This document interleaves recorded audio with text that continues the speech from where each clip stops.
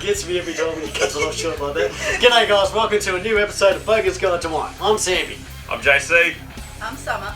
Especially having Mr. Rock, of course, up the back, and special guest, winemaker Arran Murphy, who is, for some reason, or Murph, he's just rolled back into town. Yeah, he's comes from this part of the world and somehow managed to escape and went off and made wine. How'd you do that? Oh, when I finished high school, I went to Victoria and started Chateau de Ville winery, and it's a family friend's winery. It's actually the oldest family winery in Australia, I believe. What are these sales pitch coming out already? Yeah.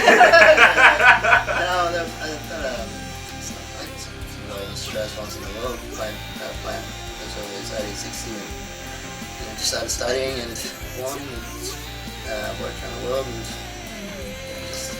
Sounds I like think he studies wine differently than we study wine. Alright, so you brought a couple of your own pieces of work to the table. Yes. Now you've done something a bit different for us today. We've got one that's on in the fridge and one that's room temperature. Yes. So, what's the story? So this was actually well, not a mistake. Well, the name Nursery block comes from it's like what the fuck this wine. The vineyard was called Nursery Block that both the wines come from.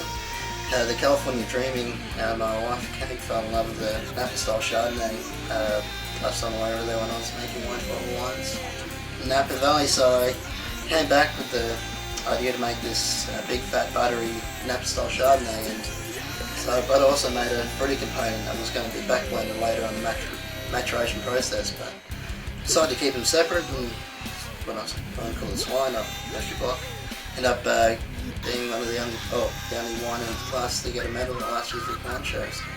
My bad sort of mistake. So this one's sort of, it's a more sort of serious Chardonnay, back where they're making, early 80s, that sort of more California style. It's big, fat, buttery, whereas this is actually quite fruit-driven, quite delicate and elegant. Alright, so where should we start? We'll start with the fruity one. Start with the fruity one, so that's the cold one. Why would you have one cold and one room temperature? Well, because you'll see when you're tasting it. A fruit like an SSB or like Sauvignon Blanc, a nice fruity wine, you don't drink warm, do you? Yeah. Whereas, you've got it's not often you wouldn't drink any wine warm or hot, but this I like it at room temperature. With that one, you want nice and cold to capture the fruit, whereas this, you want the nose to open up. The oak, the back nose, obviously, leaves stirring.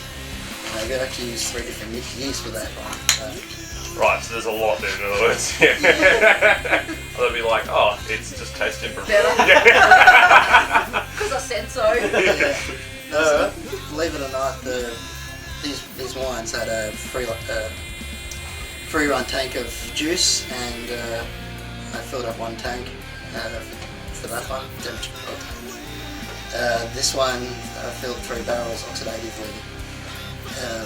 Exactly the same, but you'll notice they're completely different.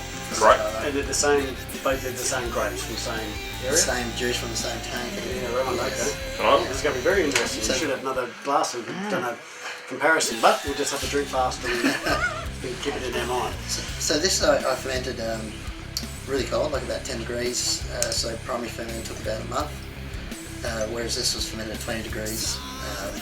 So obviously about 2 weeks. Primary was done, and that's been through secondary fermentation as well, which I co-inoculated, and it was finished 2 weeks later. That's some big words, isn't it? Yeah, he's definitely a winemaker. It's alright, mate, you've impressed us, it's all good. Okay, so You made wine good, it's all good. Just makes wine, isn't it? We've got 2 balls to go through, so let's drive straight in with those. So we'll just skip straight off in the colour. Now, I would imagine if I had the warm one next to us, you'd be able to tell it would probably look a bit deeper, but let's have a quick look at those. As far as I can tell, it's got a really nice sort of straw colour. It looks kind of cloudy, but I'm assuming that's because it's a little bit cold. Yeah, just right. correcting with the glass a bit.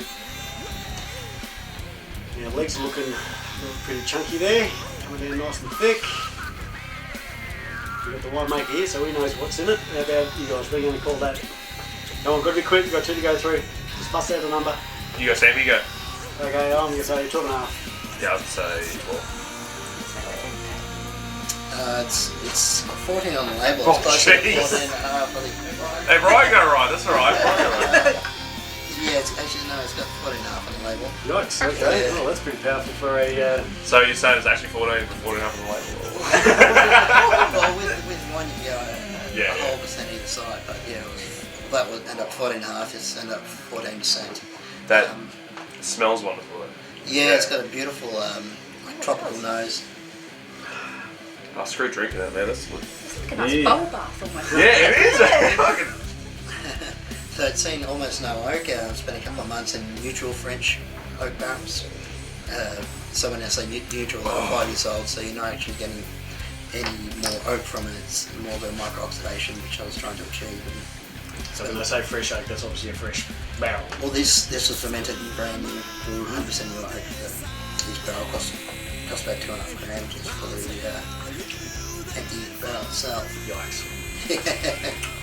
We'll have to do this in a 2-parter episode.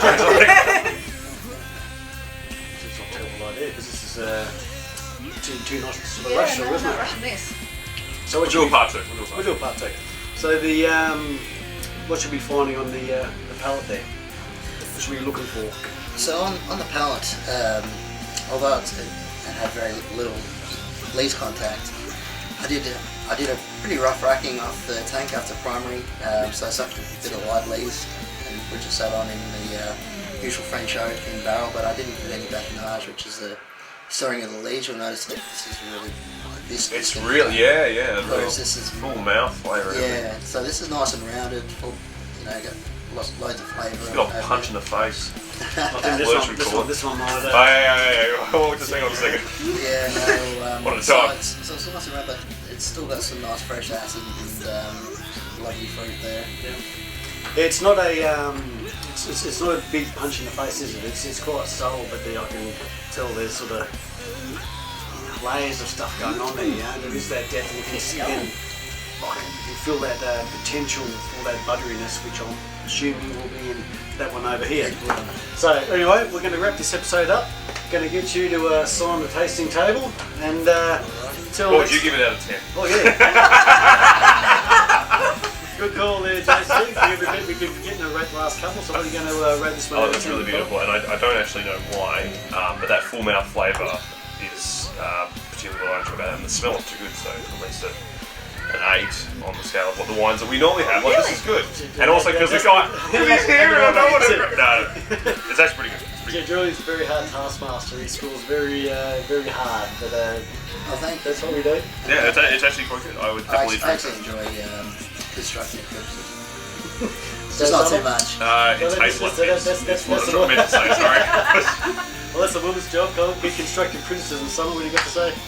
I don't. Usually I can find something to pick apart, but I'm just really impressed. I could drink this all day long. So we're going to rate it? I'm going to rate it a solid 9.5, just because I'm so mean. Jeez, alright. No, not that much. Look, I'm more of a fan of the bigger one, so I'm really looking forward to trying that one. But yeah, this is an easy 8.5, 9. It's really nice. What are we paying per bottle? How much would we pay for a bottle of this?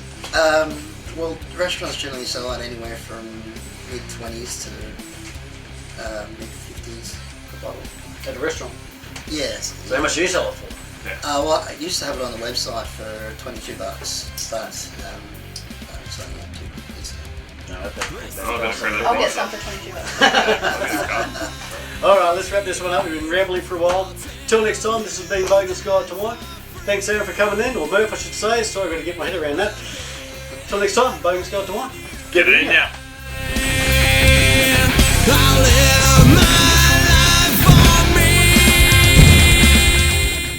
Wine doesn't listen to Damage me. control. Don't listen to me. Doesn't listen to me either, so. So I shouldn't feel special then. I'm the only one who doesn't listen to it. Well,